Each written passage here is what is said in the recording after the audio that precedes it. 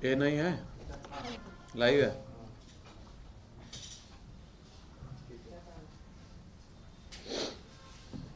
शुरू करें।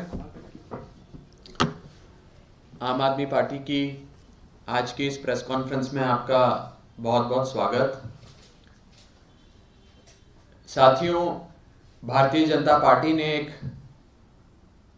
घोषणा दिल्ली की जनता के सामने, आप सब पत्रकारों के सामने की थी कि दिल्ली नगर निगम के चुनावों के नतीजों के मद्देनजर और नगर निगम के नतीजों में हारी हुई बीजेपी जो बहुमत का आंकड़ा नहीं छू पाई, जीत आम आदमी पार्टी की हुई, बहुमत आम आदमी पार्टी के साथ है और दिल्ली वालों का प्यार आशीर्वाद अपने बेटे अरविंद केजरीवाल जी के साथ है। इसके मद्देनजर बीजेपी ने ये घोषणा करी कि वे मेयर का चुनाव नहीं लड़ेंगे और मेयर के चुनाव में वे अपनी पार्टी का कोई प्रत्याशी खड़ा नहीं करेंगे।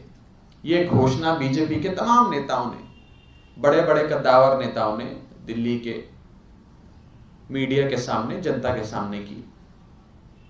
लेकिन अब खबरें ये आ रही हैं कि बीजेपी एक निर्दलीय, एक आजाद उम्मीदवार, एक इंडिपेंडेंट कैंडिडेट मेयर के चुनाव में खड़ा करने जा रही है और उस इंडिपेंडेंट कैंडिडेट को बीजेपी के तमाम पार्षद सपोर्ट करके आम आदमी पार्टी को चुनौती देने जा रहे हैं। मैं बीजेपी की इस रणनीति का स्वागत करता हूं, लेकिन बीजेपी को एक सुझाव देना चाहता हूं। चुनाव लड़ने का अधिकार सबको है। आप अपनी पार्टी को सामने रखकर या सामने आकर मैदान में चुनाव लड़ें या पीछे से चोर दरवाजे से निर्दलीय चुनाव लड़ें, फैसला आपका है। लेकिन मेरा यह सुझाव है कि इतना डर क्यों? अगर चुनाव लड़ना ही है, मेयर के चुनाव में पार्टिसिपेट करना ही है, तो सामने आकर करिए। आम आदमी पार्टी से सीधी टक्कर लीजिए, रण के मैदान में लड़िए। ऐसे पीछे से चोर दरवाजे से वार करना और एक निर्दलीय के, एक स्वतंत्र, एक आजाद उम्मीदवार के सहारे उसके कंधे पे रख के बंदूक चलाना, इतनी बड़ी पार्टी को, जो अपने आप को विश्व की सबसे बड़ी पार्टी कहती है, उसे शोभा नहीं देता है। हिम्मत है तो सामने आकर लड़ो, हिम्मत है तो मेयर के चुनाव में अपना प्रत्याशी, अपनी पार्टी का, अपने पार्टी के नाम पे प्रत्याशी को आगे लाकर लड़ो। निर्दलीय उम्मीदवार की क्यों जरूरत पड़ गई आप लोगों को? नगर निगम के चुनावों ने बीजेपी की दिल्ली की राजनीति से ऑफिशियल एग्जिट कर दिया। ऑफिशियली, आधिकारिक तौर पे बीजेपी को दिल्ली की राजनीति से निकाल बाहर किया दिल्ली के लोगों ने नगर निगम के चुनावों में। ना ही बीजेपी अब विधानसभा में है और ना ही बीजेपी अब नगर निगम में है। और बीजेपी के दिल्ली के नेताओं का बेरोजगारी का आलम तो यह है कि अब वे लोग naukri.com पे नौकरी ढूंढ रहे हैं, क्योंकि राजनीतिक बेरोजगारी दिन प्रतिदिन दिल्ली की जनता की बदौलत उनकी बढ़ती जा रही है। मेरा छोटा सा और स्पष्ट सुझाव बीजेपी को यह रहेगा, बिन मांगा सुझाव बीजेपी को यह रहेगा कि अगर हिम्मत है तो सामने आकर चुनाव लड़िए। मेयर के चुनाव में एक इंडिपेंडेंट कैंडिडेट खड़ा करके पीछे से वार करना, चोरी छुपे मैदाने जंग में आकर जंग लड़ने की कोशिश करना, इससे बेटर है हिम्मत जुटाओ, सामने आओ और अपनी पार्टी के नाम पर अपने बलबूते मेयर का चुनाव लड़ो। मैं बस यही बात बीजेपी को कहना चाहता हूं कि पीछे से पीठ पे वार तो कायर करते हैं।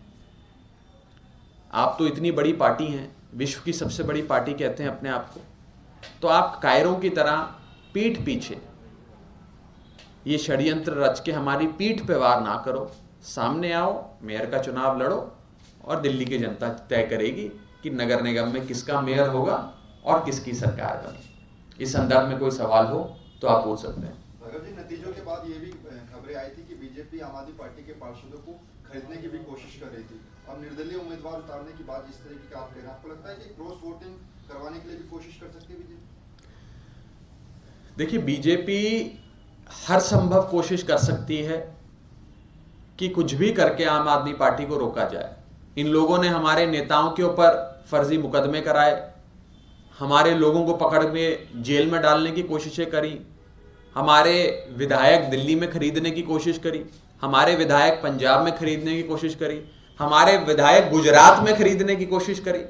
हर जगह ये आम आदमी पार्टी को तोड़ना चाहते हैं, लेकिन ये आम आदमी पार्टी के लोग हैं, अरविंद केजरीवाल जी की सेना के सच्चे सिपाही हैं, जो देशभक्ति के जज्बे से इस आंदोलन रूपी पार्टी आम आदमी पार्टी में आए हैं। ये बिकने वाले नहीं हैं। हम उस मिट्टी के नहीं बने जो बिक जाए या बीजेपी के दबाव में आ जाए।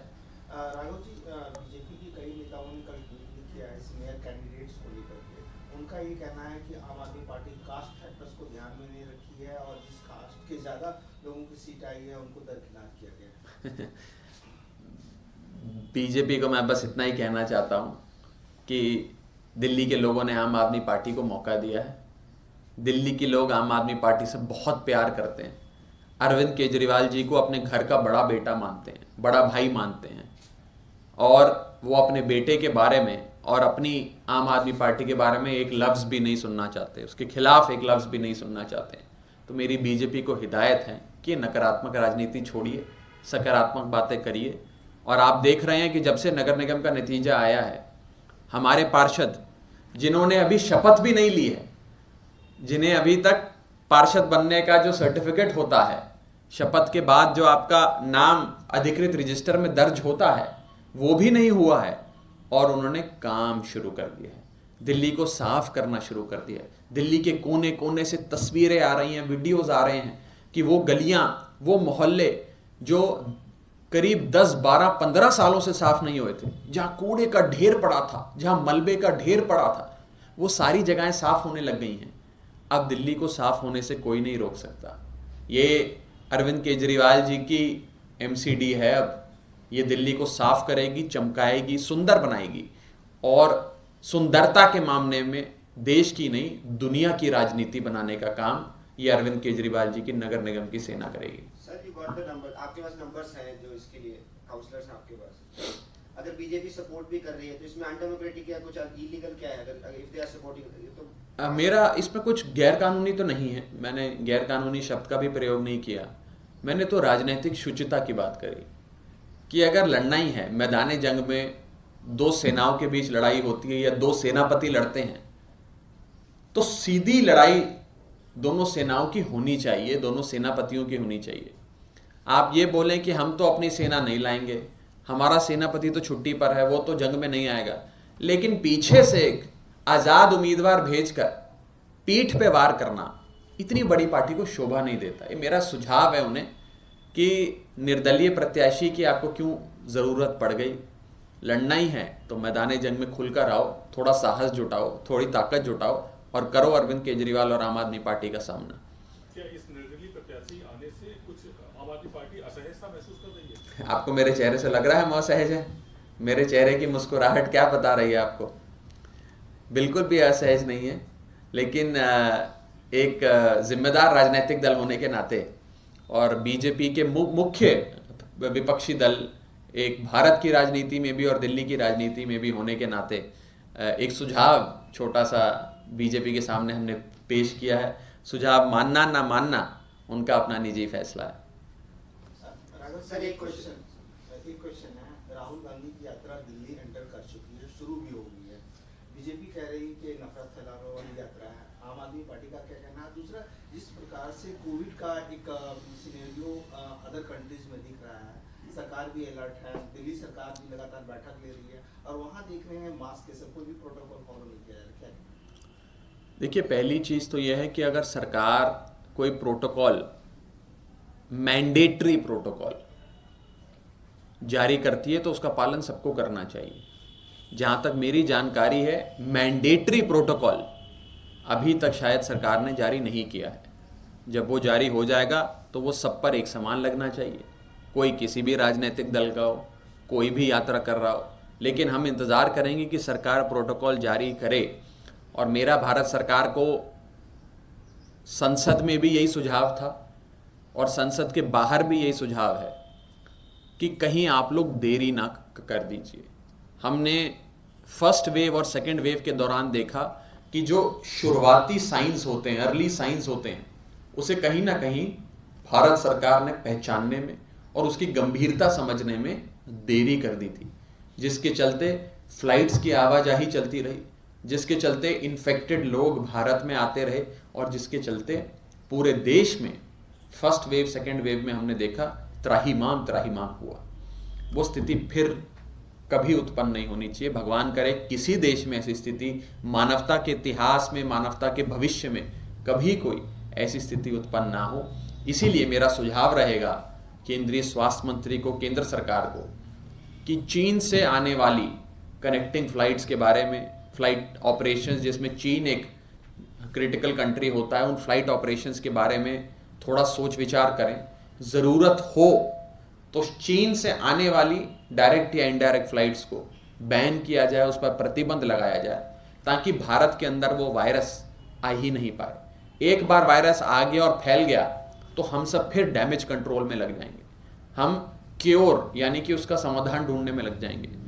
अंग्रेजी में एक कहावत है, prevention is better than cure. हम प्रिवेंशन की ओर चलें, फ्लाइट्स की आवाजाही के बारे में विचार करें, और क्योर बाद की बात है जब कहीं वायरस फैलता है। पहले प्रिवेंट करके ही उस वायरस को रोक लिया जाए और भारत की सरहद के भीतर उसे ना आने दिया जाए। Sir because you are Punjab MP, आपने पार्लियामेंट में भी फार्मर्स की वॉइस जो कंसर्न थे रेज किए अपर हाउस में।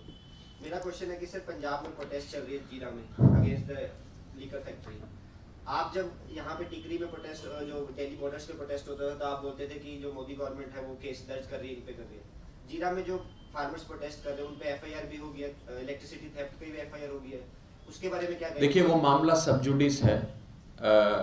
Punjab Haryana high court regularly उस मामले के बारे में सुनवाई कर रही है, तो किसी भी सब जुडिस मैटर के बारे में कमेंट करना उचित नहीं है। मैं खुद पेशे से चार्टर्ड अकाउंटेंट हूँ, वकालत भी करी है जीवन में। हमारा ये मानना है कोई सब जुडिस मैटर जिसमें सरकार अपना बयान कोर्ट के भीतर रखती है, उस विषय पे मैं ज़्यादा नहीं बोलना चाहूँगा। नहीं सर, बहुत बहुत शुक्रिया, थैंक यू।